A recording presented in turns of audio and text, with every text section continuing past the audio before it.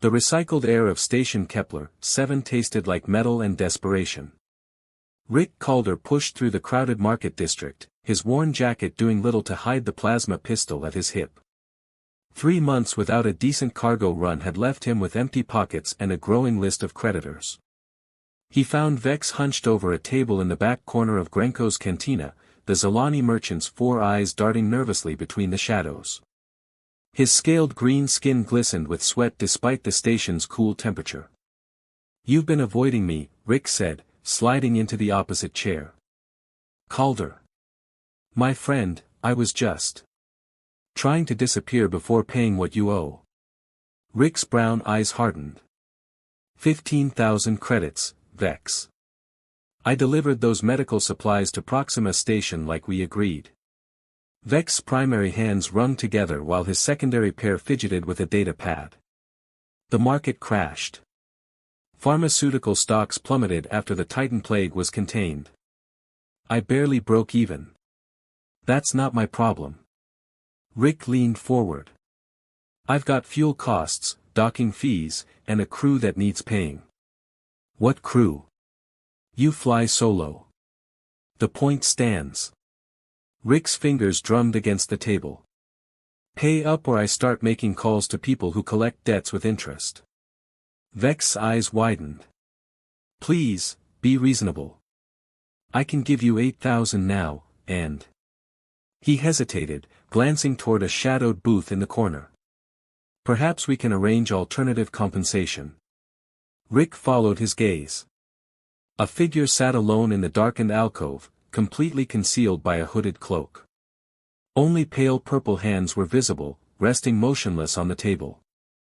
What kind of alternative? She's unattached. Quiet. Useful for basic ship maintenance and cooking. Consider her worth 7,000 credits.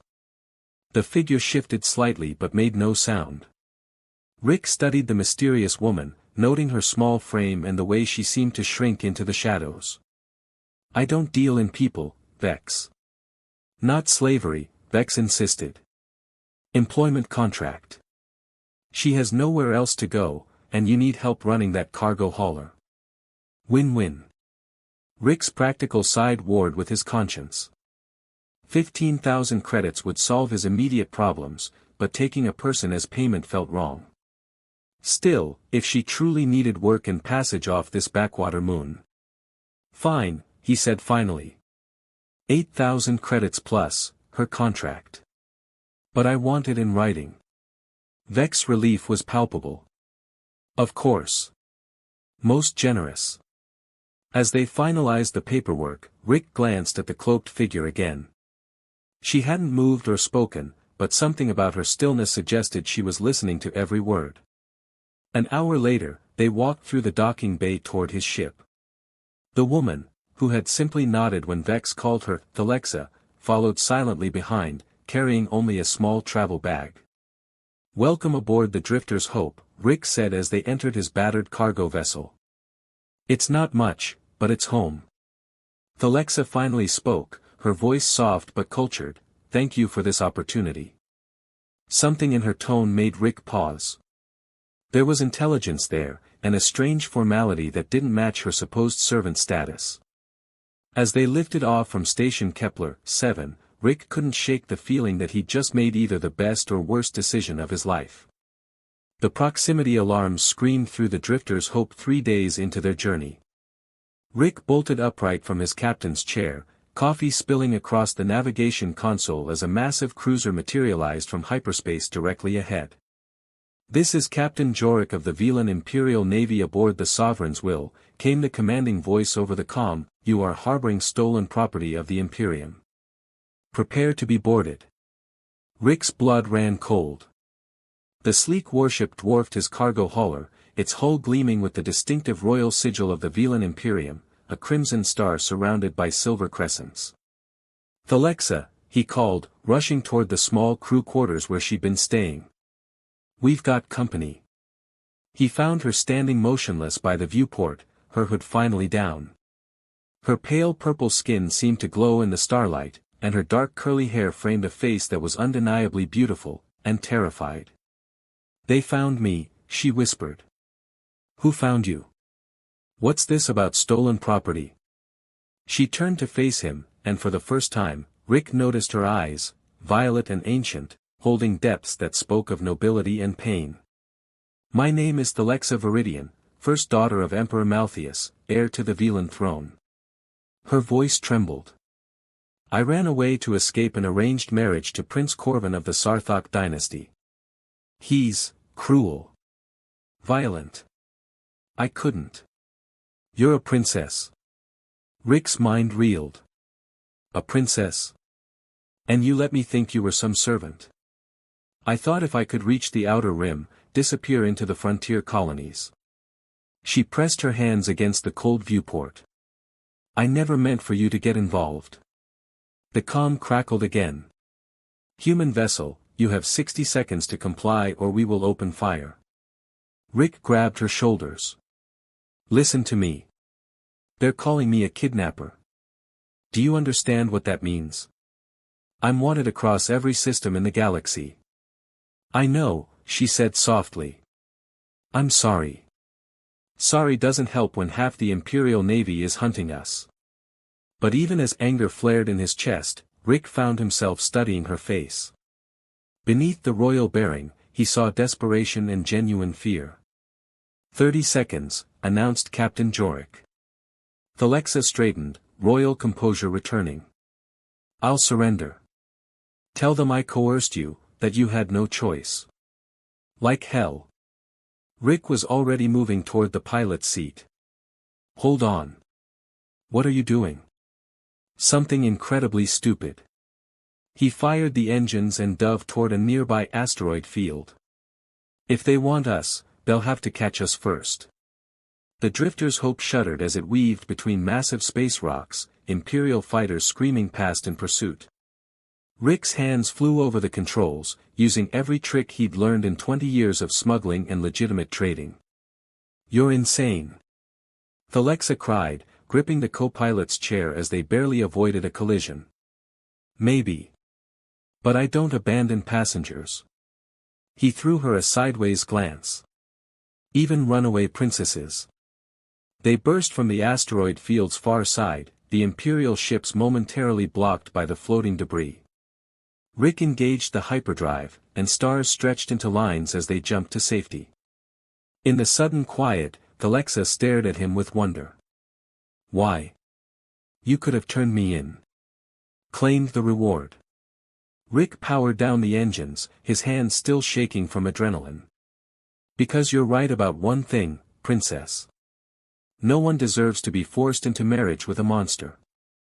For the first time since he'd met her, Thalexa smiled, a genuine expression that transformed her entire face. Thank you, she said. And please, just call me Thalexa. But as they drifted in the void between stars, Rick knew their troubles were just beginning. The abandoned mining station Erebus 9 hung like a metallic tomb in the shadow of a dead gas giant. Rick guided the drifters' hope through the skeletal docking framework, hoping the rusted structure would hide them from Imperial scanners. How did you know about this place? Thalexa asked as they powered down the ship's systems. Used to make supply runs here before the ore veins played out. Rick sealed the airlock behind them. Station's been dark for 2 years. Perfect place to lay low while we figure out our next move. The station's corridors echoed with their footsteps, emergency lighting casting eerie shadows on the walls. Rick led them to the old command center, where a few terminals still functioned on backup power.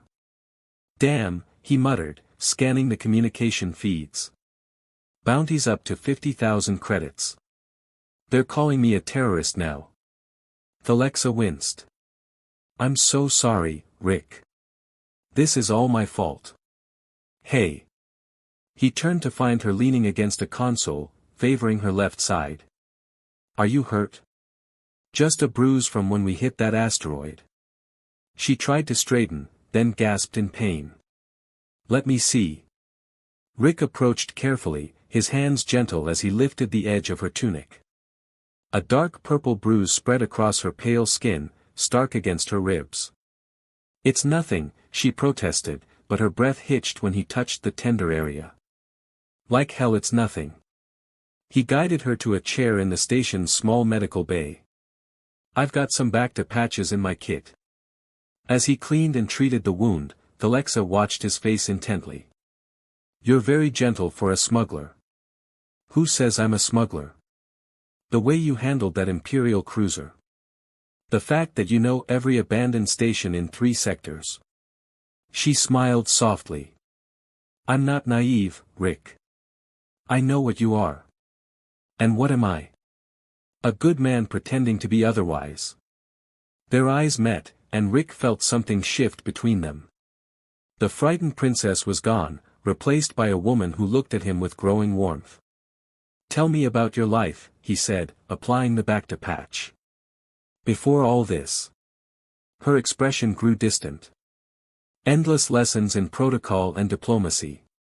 State dinners where I smiled and said nothing. Guards following me everywhere. She touched his hand. I've never been alone with a man before. Never had a conversation like this. What kind of conversation? Honest. Equal. She leaned closer. Free. The station's artificial gravity hummed around them, creating an intimate bubble in the vast emptiness of space. Rick found himself studying the delicate curve of her neck, the way her dark curls framed her face. The marriage they arranged, he said quietly. Tell me about it. Prince Corvin is powerful. Wealthy. And he collects things. Her voice hardened. Beautiful things. He showed me his private museum once. Rare artifacts, exotic animals, works of art from across the galaxy. All caged or mounted or locked away. And you would have been another acquisition. The centerpiece of his collection. She shuddered. I couldn't. I won't live like that. Rick finished with the bandage and sat back, but neither of them moved away. The space between them felt charged, electric. So what now? He asked. Now we're both fugitives. She reached up, tracing the line of his jaw with her fingertips. But for the first time in my life, I feel alive. The touch sent fire through his veins. He caught her hand, pressing it against his cheek. Thalexa. I know this is impossible, she whispered. I know we're from different worlds, different lives. But right now, in this moment. He kissed her then, soft and careful, tasting freedom and danger on her lips. When they broke apart, her violet eyes were bright with unshed tears. Whatever happens, she said, I want you to know, you've given me something I never had before. What's that? Choice. The proximity alarms suddenly blared through the station. Rick rushed to the sensors, his heart sinking at the readings. 3 ships, closing fast, he reported. Bounty hunters. Their moment of peace was over. The Sovereigns will emerge from hyperspace with a dozen escort vessels, their formation blocking every escape route from the Kepler Nebula. Rick stared at the tactical display, his hands clenched on the pilot's controls. This is Captain Jorik of the Imperial Navy, the familiar voice crackled over the comm, surrender Princess Thalexa immediately, and you will be granted safe passage to the nearest judicial station. Thalexa stood behind Rick's chair, her hand resting on his shoulder. 3 weeks of running together had changed them both. Her royal bearing had softened into something more human, while his cynical exterior had cracked to reveal the man beneath. I can end this, she said quietly. 1 word from me, and you're free. We've been over this. Rick's voice was rough with exhaustion. I'm not trading you for my freedom. Look at the scanner, Rick. 30 ships. There's no way out this time. He turned to face her, taking in the determined set of her jaw, the way she held herself like a queen despite wearing his old flight jacket over her simple tunic. Somewhere between fleeing bounty hunters and sharing stolen moments in hidden stations, she'd become everything to him. There's always a way, he said, but they both knew it was a lie. Rick. She cupped his face in her hands. I need you to know something. These past weeks with you, they've been the happiest of my life. Don't talk like this is goodbye. Isn't it? She leaned down, pressing her forehead against his. I won't watch you die for me. And I won't watch you marry a monster. Her laugh was bitter. Then we're at an impasse. The calm crackled again. You have 60 seconds to comply. Thalexa straightened, her royal composure returning. I, Princess Thalexa Viridian, formally surrender to Imperial custody. Captain Calder is innocent of all charges. Thalexa, no. She silenced him with a kiss, pouring all her love and desperation into the contact. When they broke apart, tears streamed down her cheeks. I love you, she whispered. Remember that. I love you too.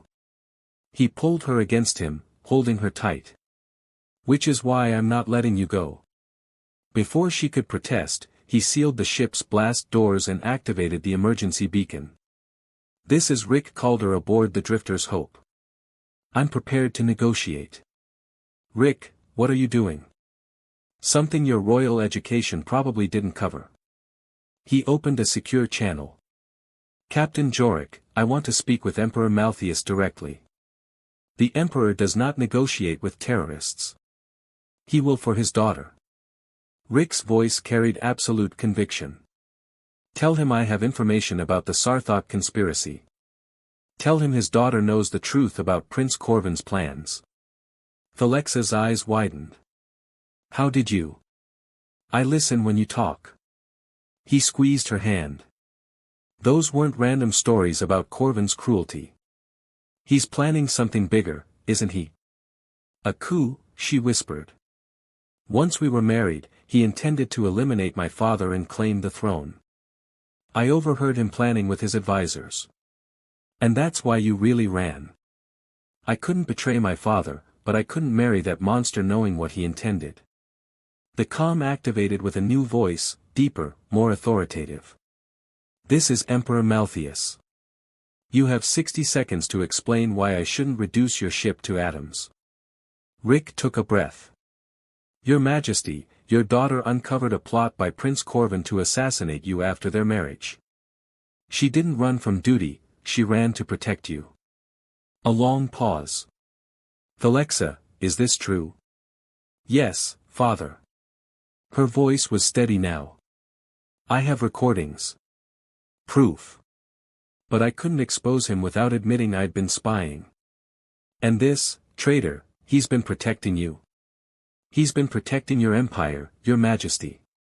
And he's been protecting me. She looked at Rick with fierce pride. I love him, father. I choose him. Another pause, longer this time. When the Emperor spoke again, his voice had changed. Captain Calder, dock with the Sovereign's will. We have much to discuss. As they prepared to transfer to the Imperial flagship, Thalexa caught Rick's arm. You realize what you've done? You've just inserted yourself into galactic politics. I've protected the woman I love. He pulled her close, kissing her deeply. Everything else is just details. She smiled against his lips. My father is going to want to knight you or execute you. Maybe both. As long as I'm with you, Rick said, I can handle whatever comes next. The sunset painted the sky of Haven's Rest in shades of gold and crimson, casting long shadows across the terraformed valleys. Rick stood on the porch of their modest home, watching Thalexa tend to the garden she'd planted behind the house. 6 months of simple living had suited her skin had taken on a healthy glow, and she moved with the easy grace of someone finally at peace. The tomatoes are coming in nicely, she called, brushing dirt from her hands. I think we'll have enough for the market this week. The former crown princess of the Velan Imperium, selling vegetables at a farmer's market. Rick shook his head with amusement.